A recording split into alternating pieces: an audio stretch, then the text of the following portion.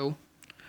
Letöltöd a FIFA 14-et a torrenttel, utána a saját fájlokat megnyitod, és vagy az SD kártyára, vagy a telefonra, ahová letöltötted, azt is megnyitod, és akkor letöltések.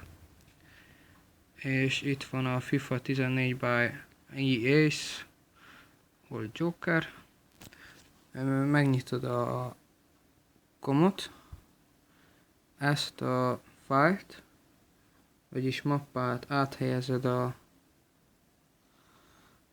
telefonnak az Androidjára, ott is az OP fájlokba, csak ide áthelyezed, és kész is.